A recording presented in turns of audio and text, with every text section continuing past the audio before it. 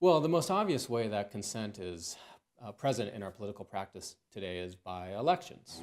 The American Revolution, with its rallying cry of no taxation without representation, was based on the idea that government gets its just powers from the people. This principle is known as consent of the governed.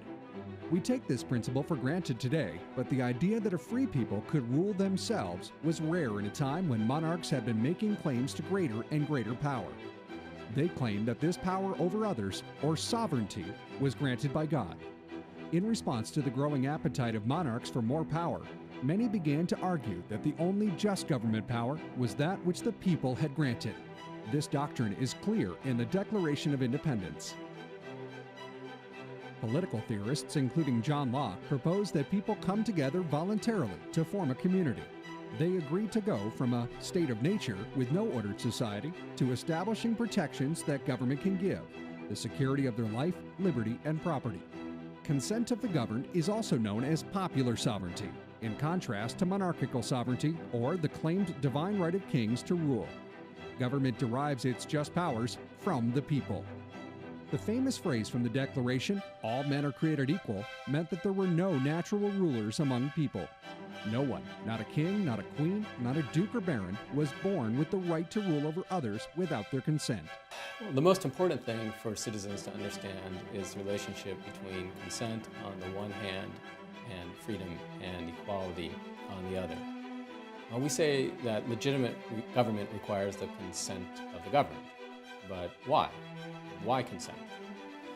Well, we can say, why shouldn't the wise rule on account of their wisdom? Or why shouldn't the religious rule on account of their piety? Well, the answer is because we're all born free and equal. I can actually explain this by using a different example. All bees are not created equal. There are worker bees by nature and queen bees by nature. And the worker bees don't hold elections to make the queen bees queen.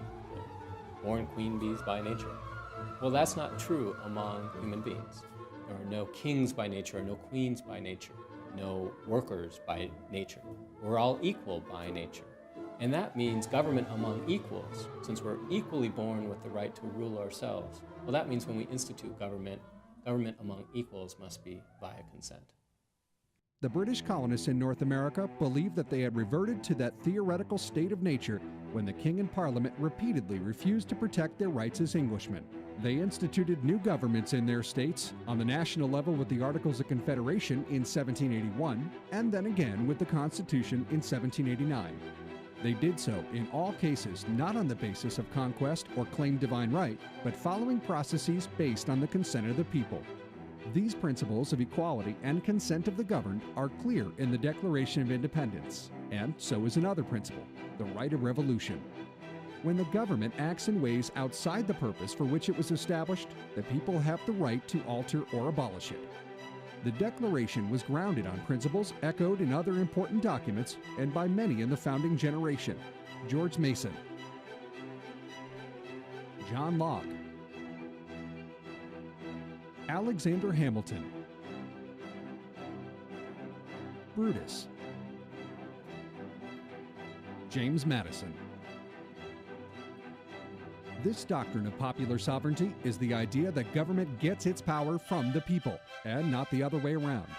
While monarchs give privileges, just governments protect rights that are pre-existing. The people tell the government what it can and cannot do, not the other way around. So long as the kings thought that authority belonged to them of right, that it was theirs somehow, they sometimes came to the idea that the point of the whole governing arrangement was for their ends, to serve their purposes. And this is really what the theory of popular sovereignty came on the ground to challenge.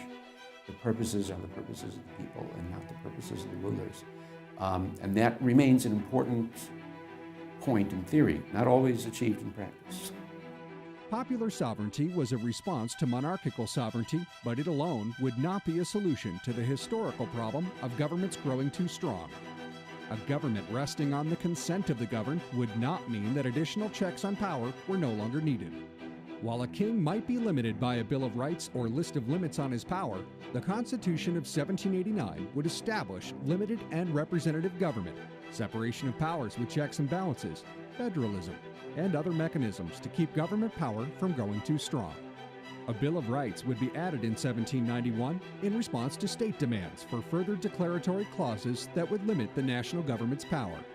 Finally, in our constitutional republic, liberty can only be secure as long as citizens remain committed to the rule of law and to their crucial role as the final authority on government power.